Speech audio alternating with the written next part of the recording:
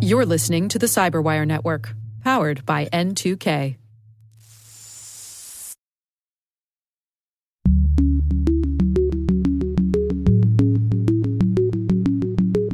At the time, I was in a romantic relationship with someone and had no idea that one of her goals and her collaborators' goals was to compromise my entire digital existence and my family's existence. So for 18 months, my iCloud was compromised. And every time we tried to address it, we could never fully figure out how they compromised me to that level.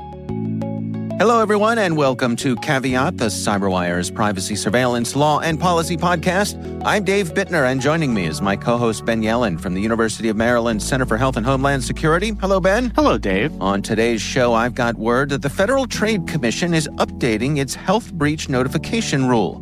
Ben has the story of an upcoming court case relating to online video privacy. And later in the show, my conversation with author Chris Smith, sharing his book, Privacy Pandemic: How cybercriminals determine targets, attack identities, and violate privacy, and how consumers, companies, and policymakers can fight back. While this show covers legal topics and Ben is a lawyer, the views expressed do not constitute legal advice. For official legal advice on any of the topics we cover, please contact your attorney.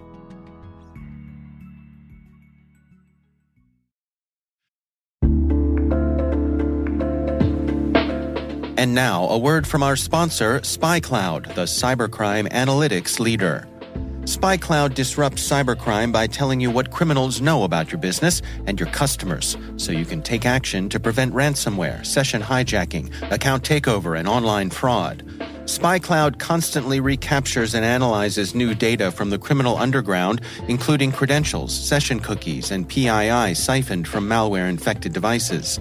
With knowledge of the specific exposed data criminals have in hand from InfoStealer malware on managed and unmanaged devices, security teams can respond with a more efficient and effective process called post-infection remediation that fits seamlessly into existing incident response frameworks.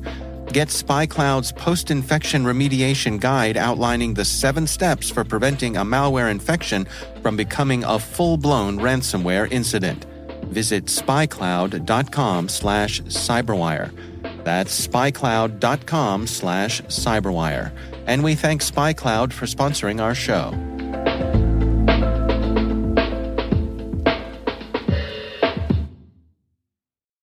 All right, Ben, we got some good stories to share this week. But before we do, I just wanted to make note that, last week we were so excited to have our guest, Caleb Barlow, join us, that we neglected to mention that it was our 200th episode. Ding, ding, ding, ding, ding, ding, ding. The confetti just went off in the studio exactly. here.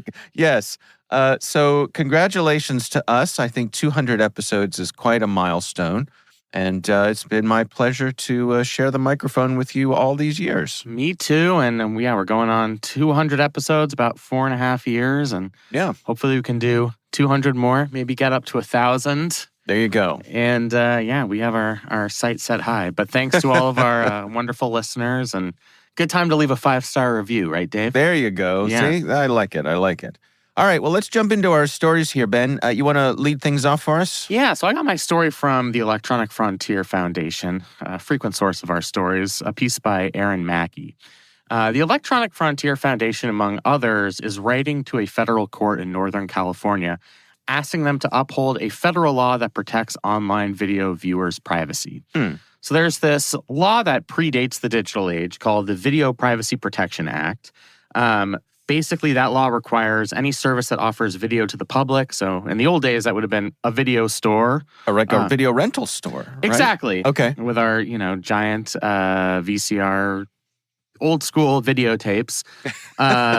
Basically, the law requires that the business or service offering the videos to the public get customers' written consent before disclosing that information to the government or a private party. Right. Now, I am old enough to remember what triggered this law. Yeah, you've mentioned this a number of times, and I thought of you when I saw this story because you do get a kick out of it. Yeah. You want to share why this law Well, I got mean, back in the old days when we had video rental stores, Ben, you're probably too young to know the joy of cruising your local video store on a Friday night to try to decide what video you were going to take home, hoping that someone hadn't already gotten to that copy of Back to the Future or Oh, I'm not that like young. I remember, I would go every week. And yeah.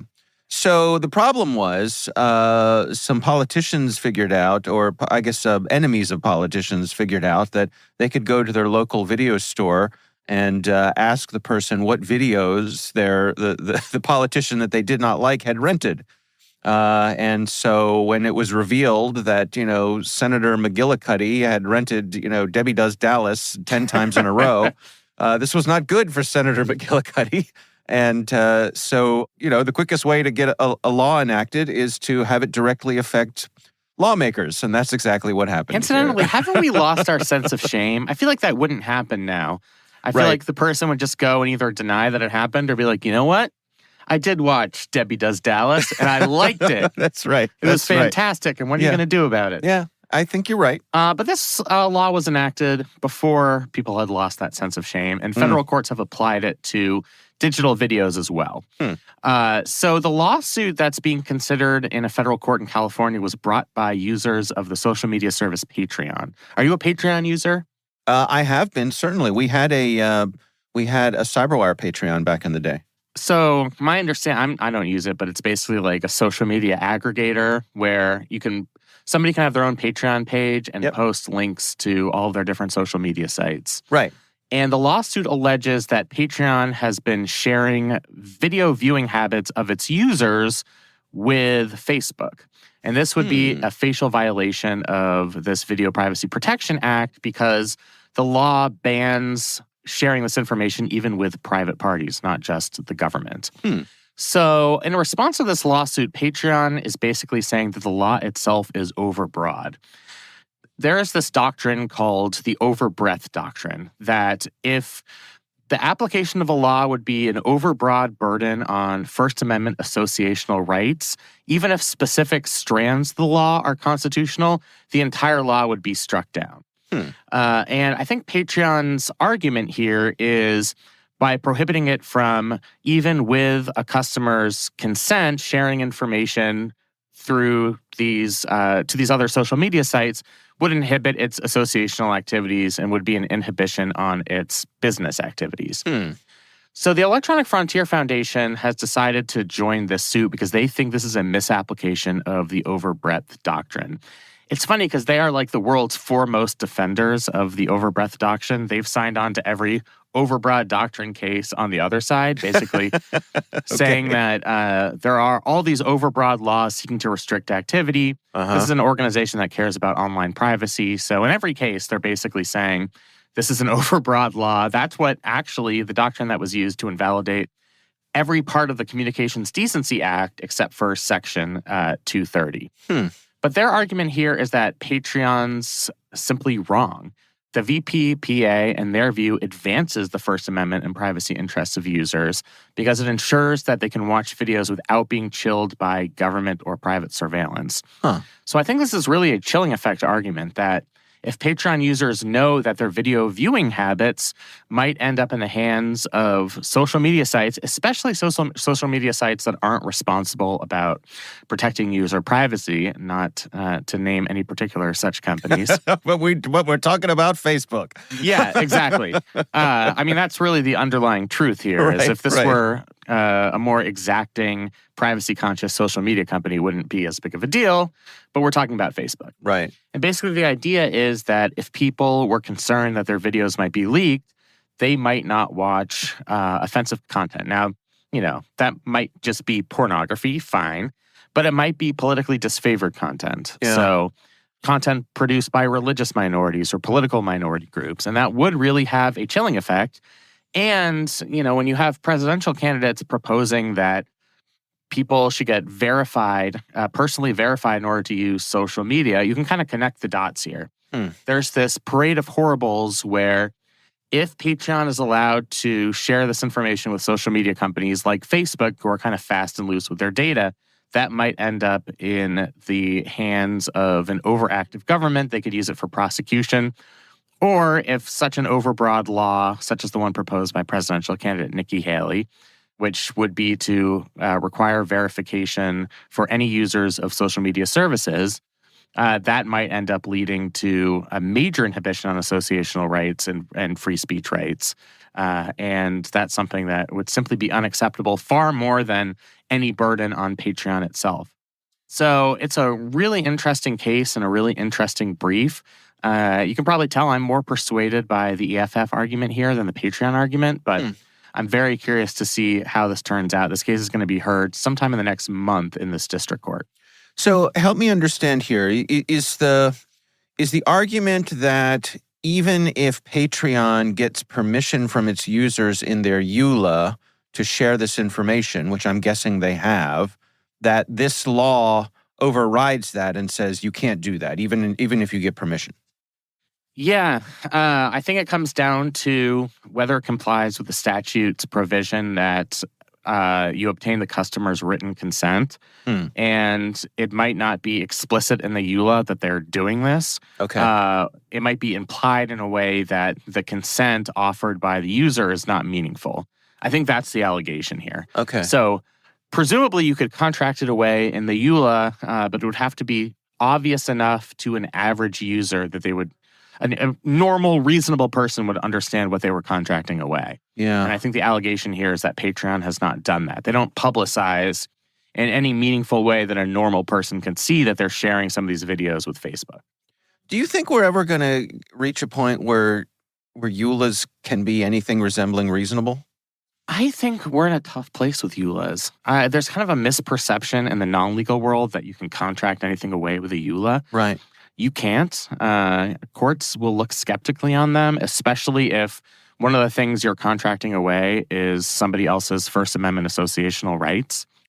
You know, certainly a EULA helps and gives some legal authority to certain restrictions, but the fact that most EULAs are things that nobody ever reads and that they're 100 pages long and we're just trying to click through them, I think weighs against a lot of these providers because people aren't offering meaningful consent to their services. And I think courts look disfavorably upon that. I think they're actually going into these EULAs and saying, well, if I was a reasonable person trying to gain information on what this app is going to share with this other app, I don't think I would be able to do so. This is in legalese. This is not something that a consumer would understand. And so I think there's a separation between how the courts see this and how the industry sees it, where to save ourselves from trouble, just put something in the EULA. That'll, that's our get out of jail free card. Sometimes it is, but very frequently it's not.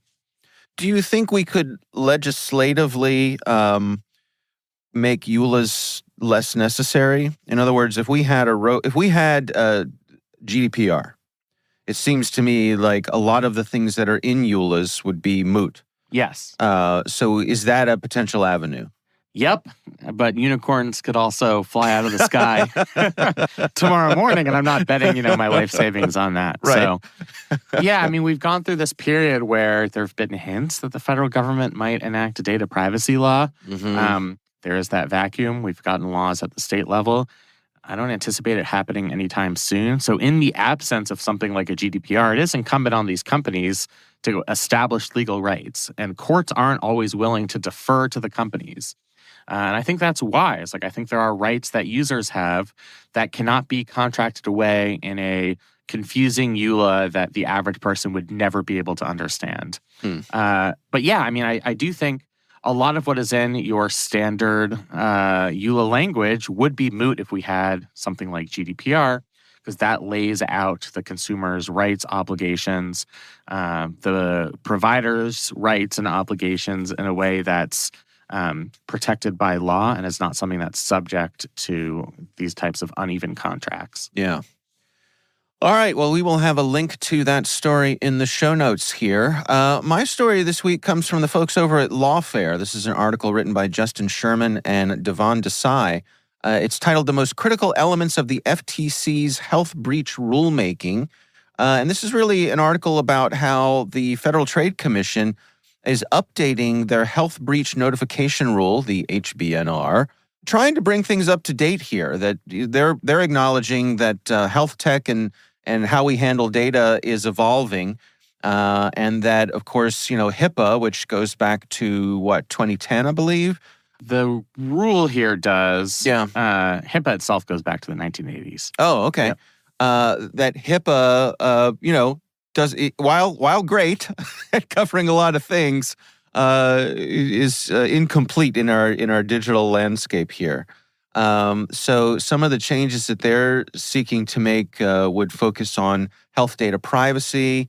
It would cover more entities, be more specific about covering things like apps, telehealth services, data brokers, digital advertisers, all things that have kind of come to be, in the time in between when the original health breach notification rule and HIPAA itself were brought into action here.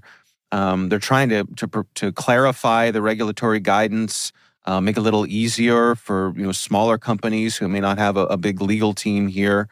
I think it's interesting here that, like, a bigger picture here, it's kind of relating to what we were talking about in your story, is the FTC is taking action here, I believe, partly because of the inaction of Congress.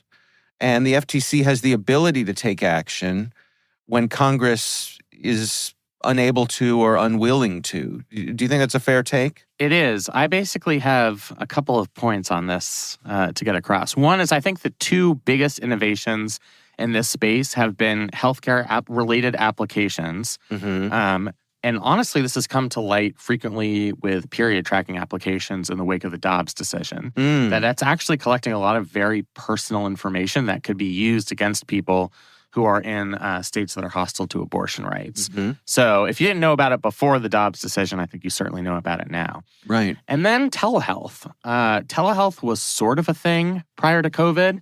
There were certainly telehealth-esque services, particularly in rural areas. But I think like the mass use of telehealth and telehealth as a replacement for going into the doctor's office is really something that's taken off in the last 4 years. I know Maryland, the state that we're in, didn't actually allow telehealth appointments prior to COVID. The governor, in an emergency regulation, waived that requirement, and people liked it enough that telehealth has stuck around. I know my wife is a provider, and now a good portion of her appointments are via telehealth. Yeah, the sky didn't fall.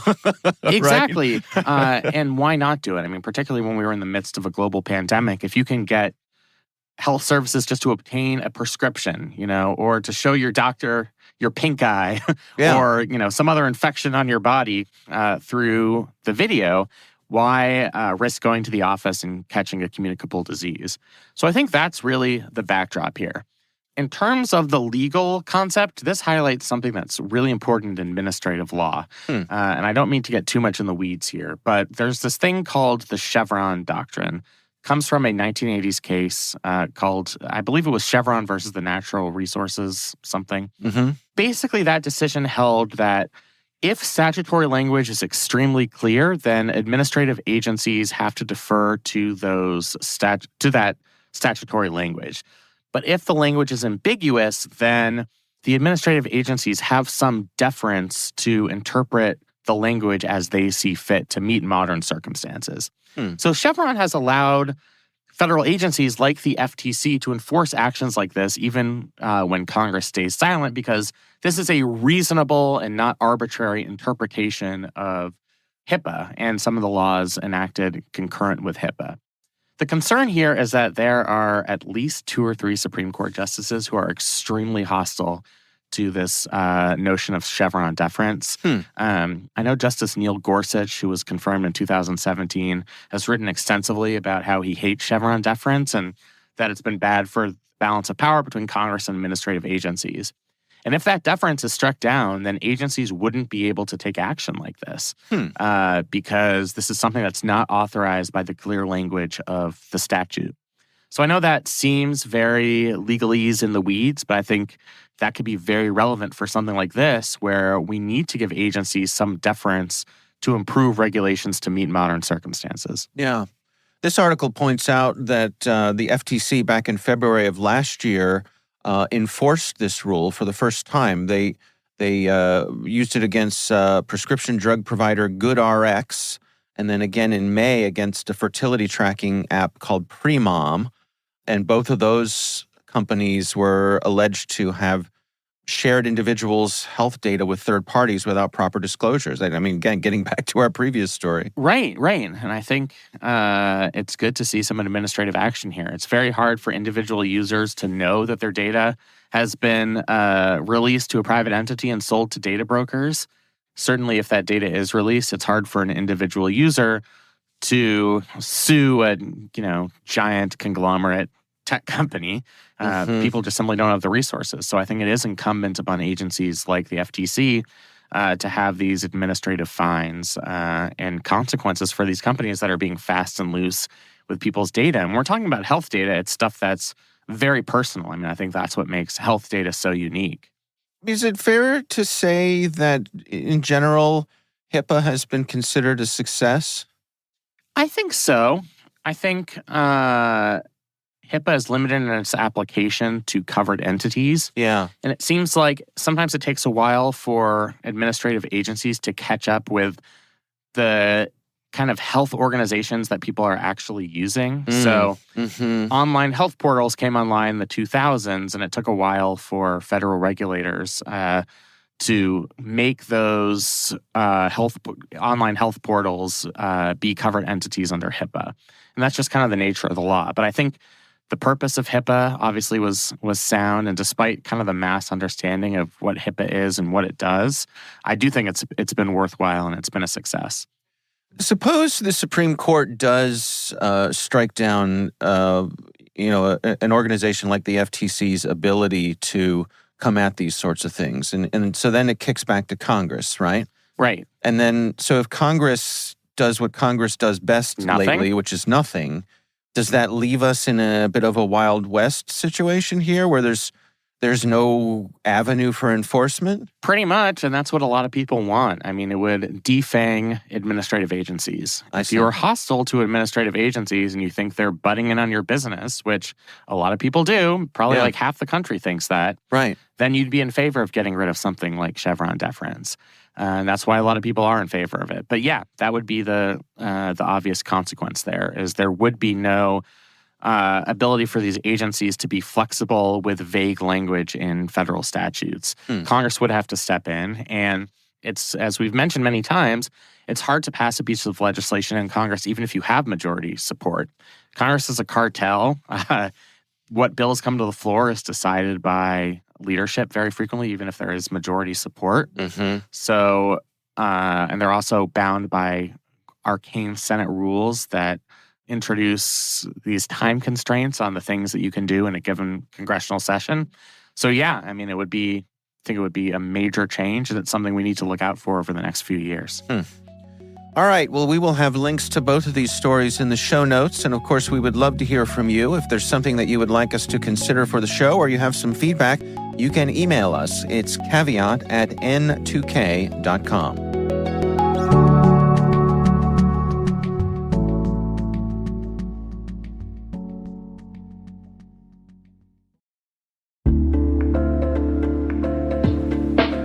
Hey everybody, I want to take a few minutes here and talk about our sponsor, Splunk.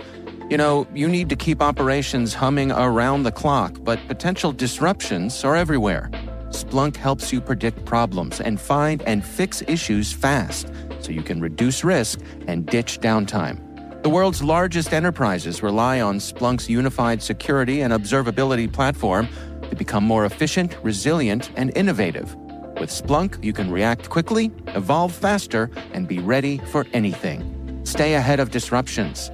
Learn more at splunk.com/resilience.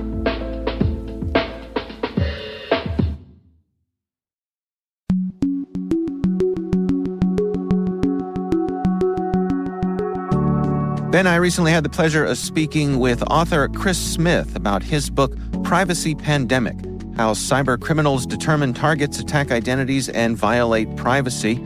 Chris himself was a victim of some digital identity theft. A really interesting conversation here with author Chris Smith.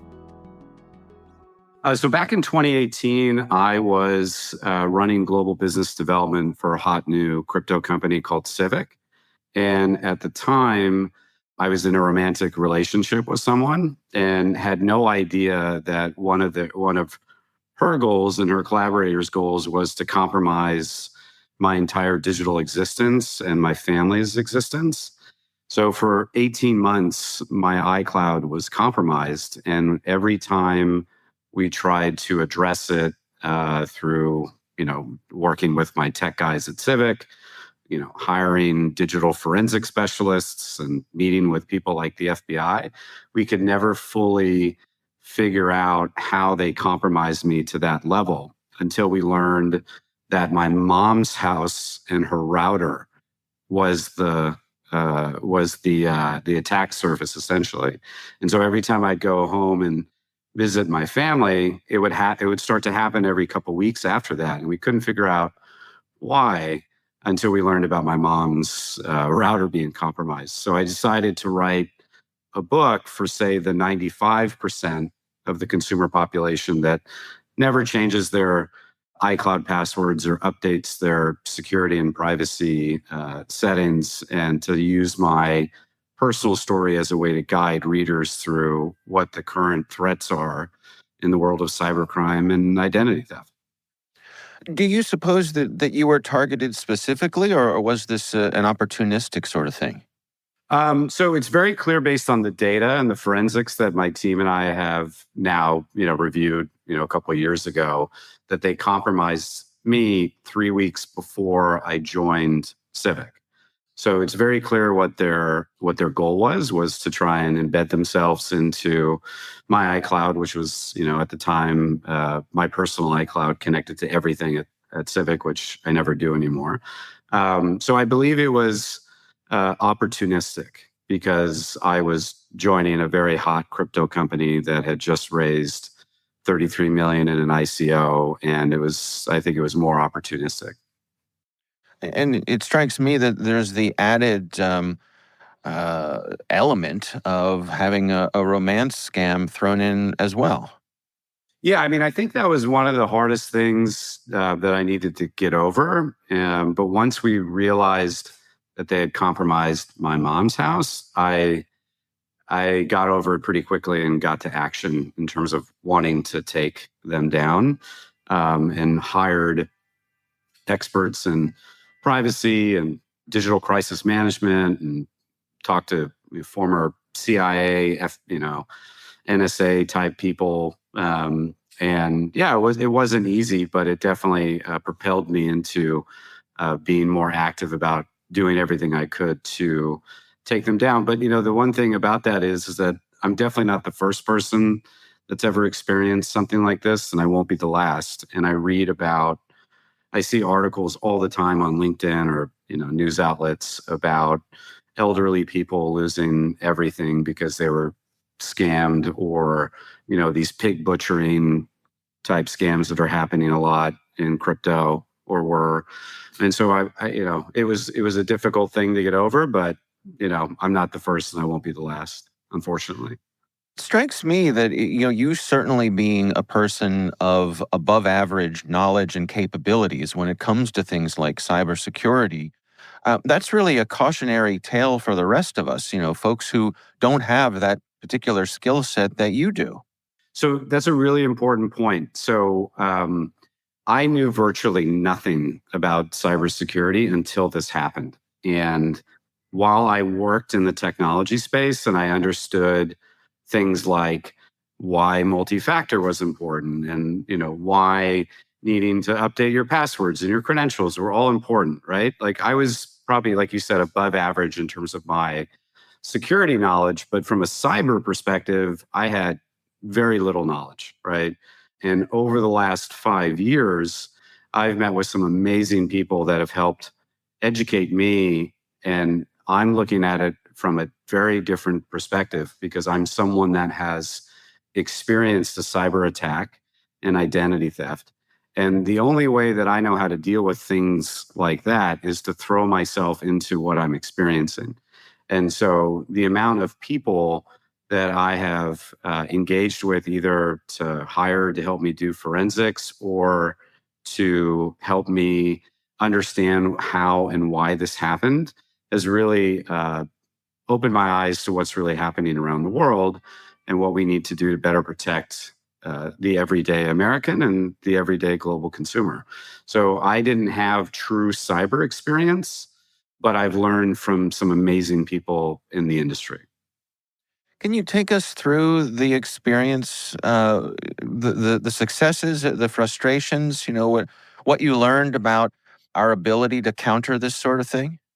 So I think one of the biggest challenges that I see is, most victims or targets of identity theft or someone that's been part of a breach, like at 23andMe, which in my opinion is a really horrific breach based on the fact that people's DNA and the bad actors were building lists of types of people. Is there's really no retribution most of the time for targets or victims of these crimes because you generally do not know who you are going to go after. And while I had a very good sense of why I was being targeted and by who, they were still never held to account, which is part of the reason why we had to, change names and locations in the account of privacy pandemic. But I think that's the biggest challenge is you have companies like Okta or 23andMe that have been in the news a lot lately that come out and say, oh, it was only 1% of our customer database. And then it turns out, like in Okta's case, they blamed an employee for the breach. And then it turns out that their entire customer database was breached. And that's, I think, probably close to 1 billion username, password, credentials that are out there. And so there's no warning system for us as the consumer or the user of these products to be able to fight back. And so I think that's one of the biggest challenges that I see as someone that's coming into the industry and building a new company to help solve that gap, in our opinion. And one of the things that you touch on in the book is this notion of self-sabotage, as you describe it, and how the criminals rely on that. Can you take us through what you mean by that? Yeah, so I think in most romantic relationships, you start to build trust with your partner, right? And so I think that we start to reveal a lot of information about ourselves to the people that we're in love with, or people that are really close friends of ours. And what I've come to the realization is that you have to be extremely careful of the amount of information that you share, not because you shouldn't feel like you can't trust your partner or your best friend or whatever, but you just never know their motives. But also what I've learned is you never know if they might be targeted to get to you, right? And so that's a very scary reality that I stepped into because of what happened to me.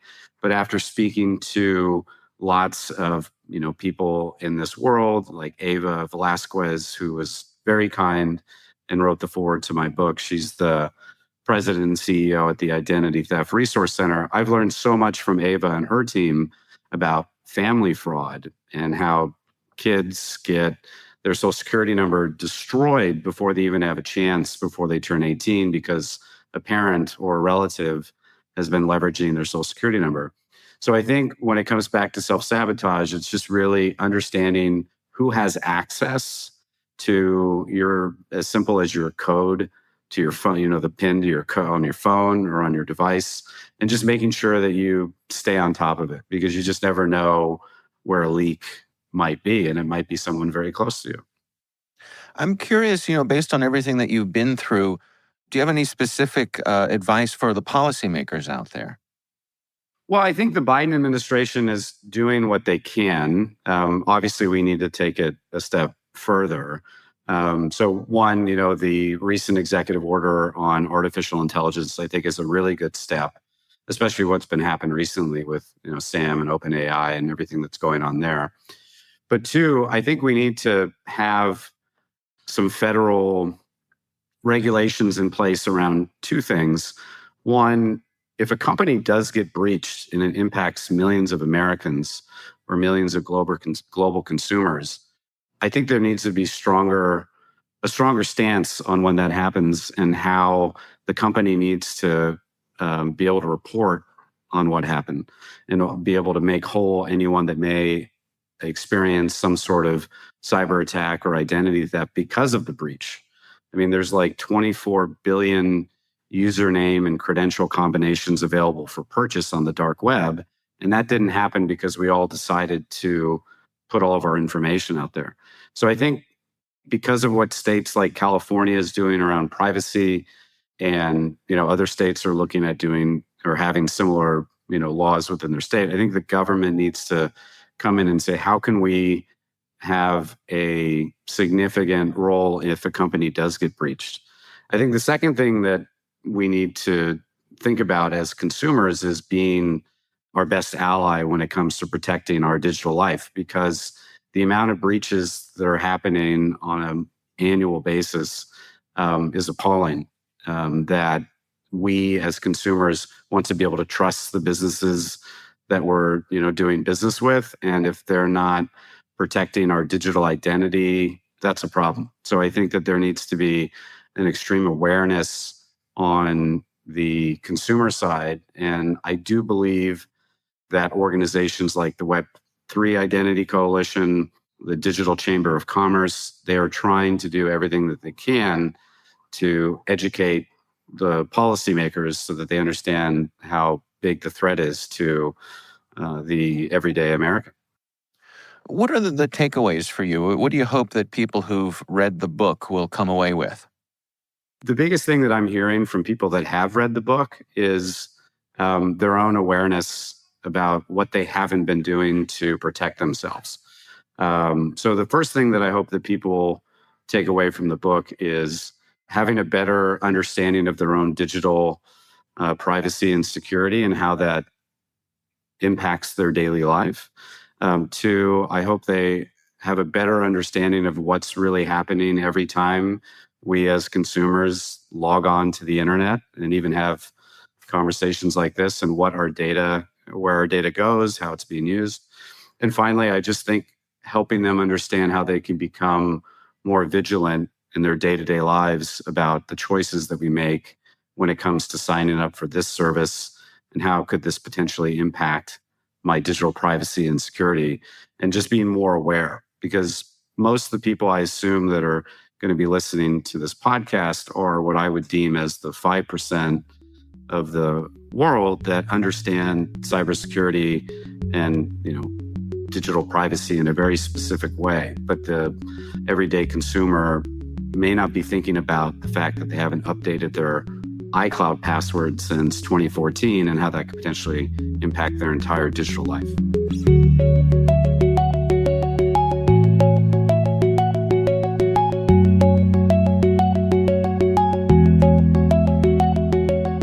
Ben, what do you think? I just really admire Mr. Smith from using his own experience to pass on advice to others, talking about how much work it was to get his life back after all of these fraudsters stole his private information, and there are little ways that they can attack it even to this day. It's been, several years since this has happened. So it's just encouraging for me to see him use this experience to inform the rest of us on what the risks are and how we can ameliorate those risks. Yeah, really a harrowing situation to be in, and we certainly appreciate him reaching out to us and sharing his story.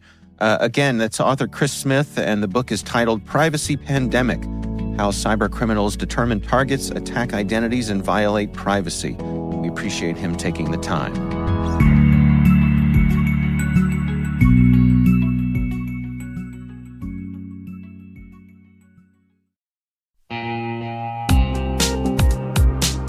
And now, a word from our sponsor. The Johns Hopkins University Information Security Institute is currently seeking qualified applicants for its innovative Master of Science in Security Informatics degree program. Study alongside world-class interdisciplinary experts and gain unparalleled educational, research, and professional experience in information security and assurance. Interested U.S. citizens should consider the Department of Defense's Cyber Scholarship Program, which covers tuition, textbooks, and a laptop, as well as providing a $32,000 additional annual stipend. Apply for this scholarship by February 1st and apply for the fall 2024 semester by March 1st. Learn more about both at cs.jhu.edu/MSSI.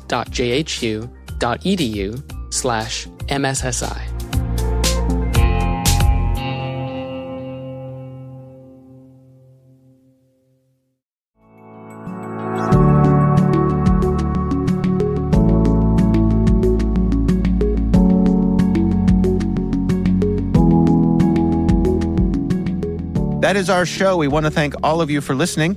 A quick reminder that N2K Strategic Workforce Intelligence optimizes the value of your biggest investment, your people. We make you smarter about your team while making your team smarter. Learn more at n2k.com. Our executive producer is Jennifer Iben. The show is edited by Trey Hester. Our executive editor is Peter Kilpie. I'm Dave Bittner. And I'm Ben Yellen. Thanks for listening.